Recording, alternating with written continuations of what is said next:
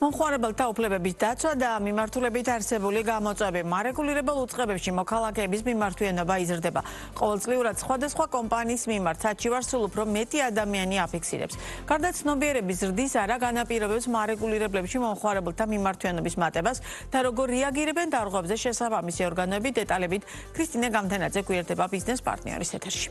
მაია, გამარჯობა. მომხმარებელთა უფლებების დაცვის მეოთხე საერთაშორისო კვირეულზე ქვეყანაში არსებულმა 6-მა მარეგულირებელი უწყების ხელმძღვანელმა საკუთარ სექტორში არსებულ გამოწვევებსა და მომხმარებელთა უფლებების კუთხით გადადგმულ ნაბიჯებზე გაამახვილეს ყურადღება, როგორც ენერგეტიკისა და წყალმომარაგების მარეგულირებელი კომისიის თავმჯდომარემ აღნიშნა, კომისიამ გასული წლის განმავლობაში 1000-ზე მეტი საჩივარი განიხილა, მომხმარებელთა სასარგებლოდ კი $1 მილიონზე მეტი თანხა იქნა ჩამოწერილი.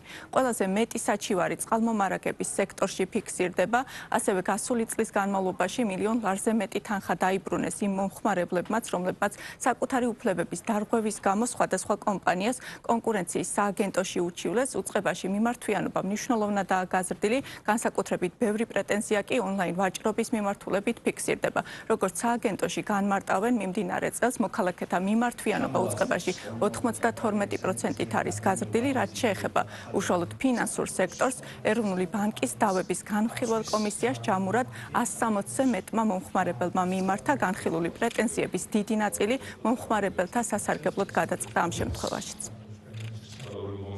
ჯამურმა მოცულობამ თითქმის $1 მილიონი შეადგინა სადაო თანხამ და მიღებული პრეტენზიების და უკვე განხილული პრეტენზიების 80% თითქმის გადაწყდა მომხმარებლის სასარგებლოდ.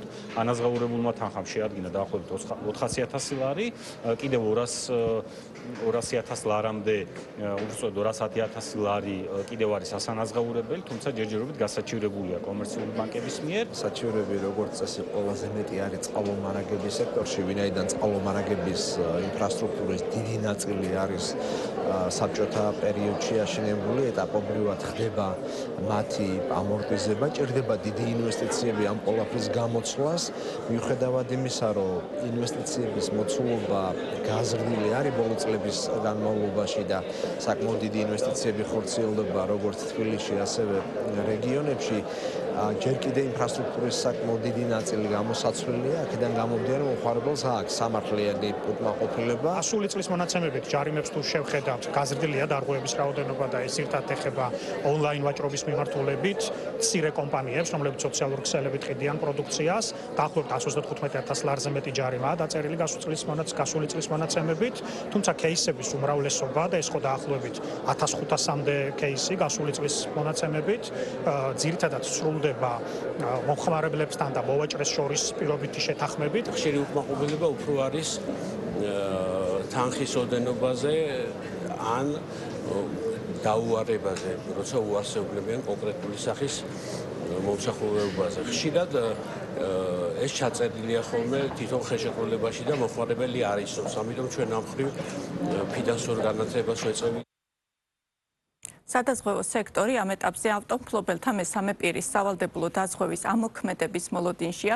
სექტორის წარმომადგენელთა განმარტებით წლიურად სავალდებულო დაზღვევისთვის მომხმარებლებს საშუალოდ $150 გადახდა მოუწევთ და მოლოდინია, რომ სავალდებულო დაზღვევის მექანიზმის ამოქმედება სექტორს ზრდის დინამიკას დააჩქარებს. ავტომფლობელთა მესამე პირის სავალდებულო დაზღვევის შესახებ კანონპროექტი, როგორც იცით, პარლამენტშია და განსაახილველი კანონპროექტების ჩამონათვალშია, თუმცა ჯერჯერობით უცნობია, როდის დაიწყებს საკანონმდებლო ორგანო განხილვებს.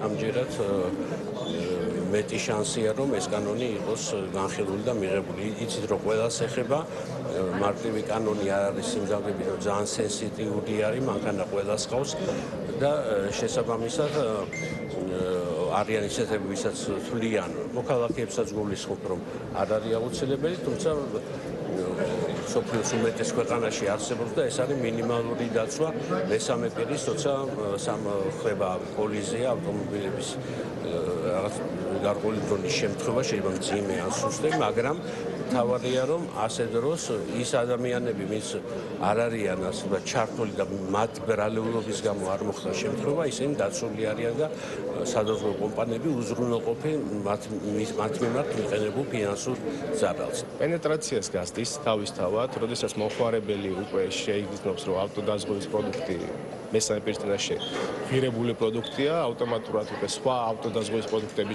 შეძენას მოხდება, როგორიცაა კასკო და ეს მაგალითი მხოლოდ არა საქართველოს, არამედ სხვა მსოფლიოს მაგალითზე რომ ვნახოთ, სადაც მოხდა ამ დაზღვევის გასავალდებულება, იზრდება ავტოდაზღვევის პროდუქტი და არა მხოლოდ ავტოდაზღვევის, არამედ ზოგადად სადაზღვეო სექტორის პენეტრაცია ხდება სხვადასხვა მიმართულებებით.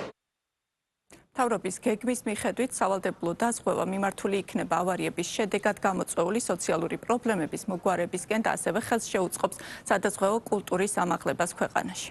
მადლობა ქრისტინე გამთენაძე საუბრობდა ბიზნეს პარტნიორის პირდაპირ ეთერში.